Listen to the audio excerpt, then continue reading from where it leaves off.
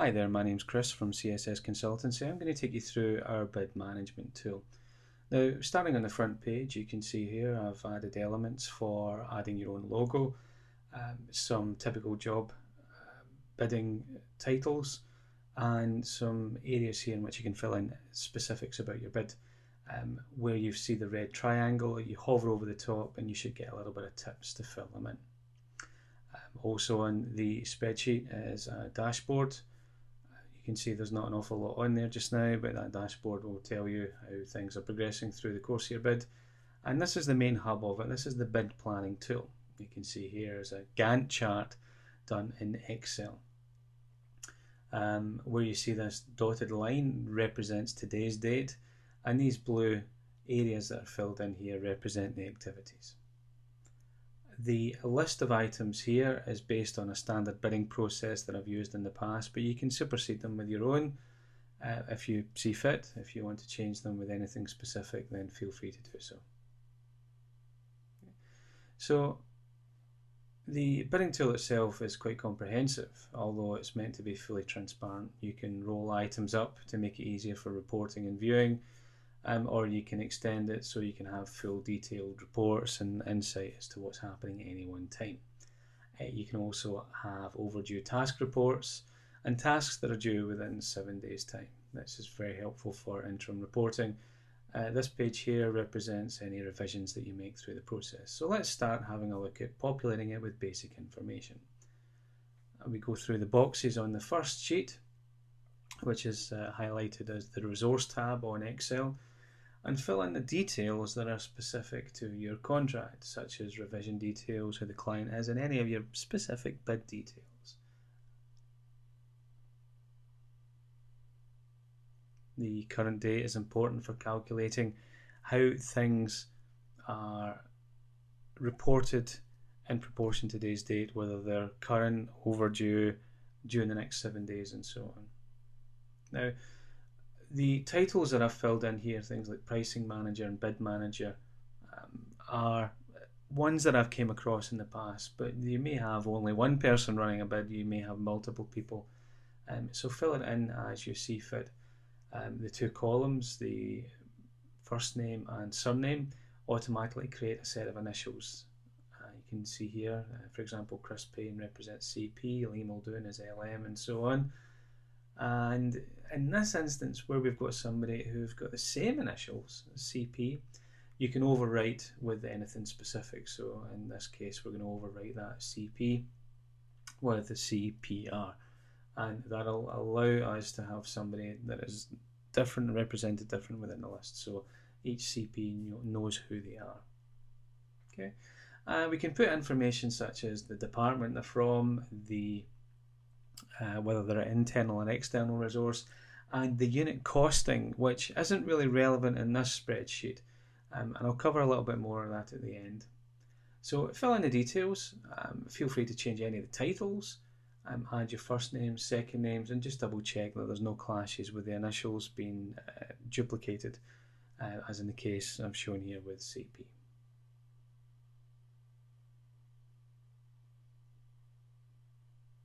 Okay. Just a few more as an example. Once you've got all that information, and this will be your resource list, this will be the key people that are responsible for driving your bid on a day-to-day basis and the roles that they'll play, such as the operational parts, the development, legal reviews, pricing, bid production, and so on. Now, as you can go in and you can double check, these initials that were created on that first page will automatically populate drop-down lists. So as you can see who the owner and the support details are, their names initials will automatically appear in there. We go into the bid plan, we can start doing the start dates and finish dates. And as you can see, as we change those for the particular activities associated with each section, you can see that the Gantt chart changes automatically. You'll see the blue boxes appearing here just towards the last third of the screen, highlighted here. And these blue boxes will appear to demonstrate, as a typical Gantt chart does, the activities and when things happen on a week commencing date.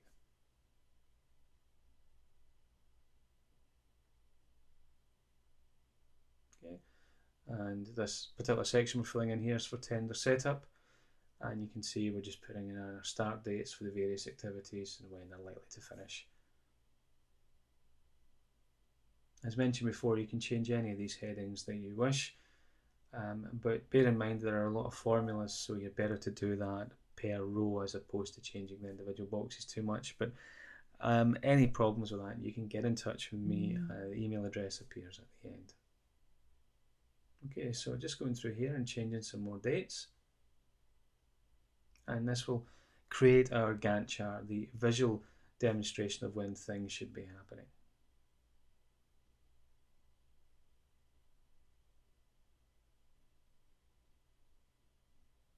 Okay, and you can see here for each section where I've got tender setup, for example, it takes the minimum and the maximum dates and actually works out an overall span. And that's important when you do the rolled up reports. If you want to hide all the individual details and just report per section, that will show the time spread across the top of the page. Now we're going in here, we're just going to enter who is responsible from that drop down list, or if you know the initials you can just input them directly. And this will give us a list of the people, the owners, and who's supporting those activities. And that'll come in important again, as I said, later on. Okay, so now we've got those activities in. You can see here, this is how they appear on the Gantt chart. And we can go through our whole bidding report and input all these details.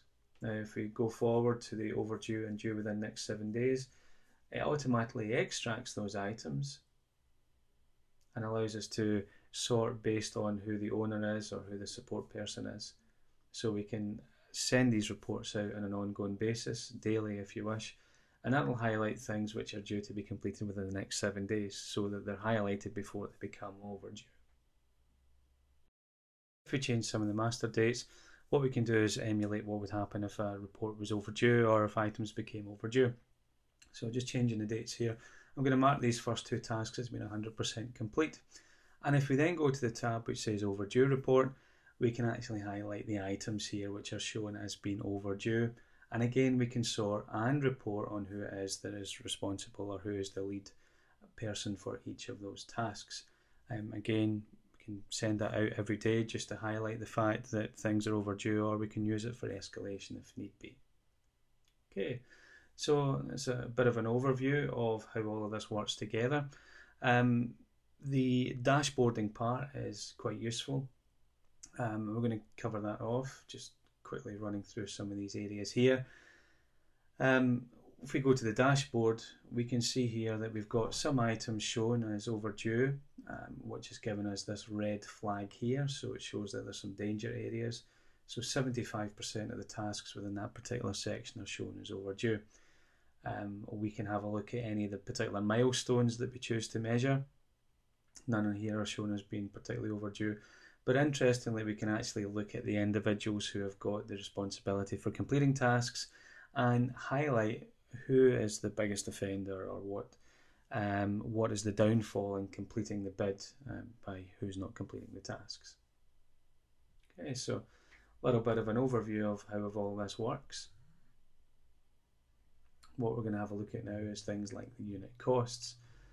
Now, there's a second sheet which is added to this which allows you to calculate the budget costs. In order to do that, you need to put the unit cost per hour within that front resource tab. And then in this section, in these columns, on the main bid plan, you can see something here for FTEs, full-time equivalents, and the number of hours that each FTE works per day. If we complete these, we can actually put there's, for example, here 1 FTE and they work 8 hours a day.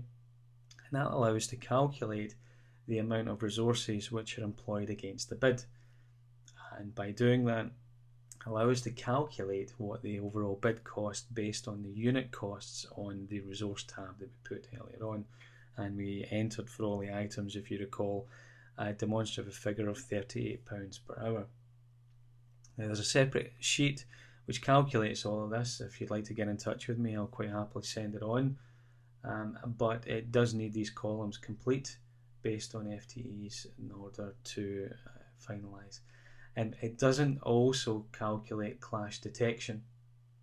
So if you have resources working for part of a day on one day and one activity, and on the same day on another activity, it doesn't calculate if that one resource will go over 8 hours, so you need to manually keep an eye on that. Okay, so hopefully that's given you a good overview of what we do at CSS and what this BidPlan can do. If you need any more help, get in touch. The details are here, or like us on Facebook. Thanks very much and happy bidding.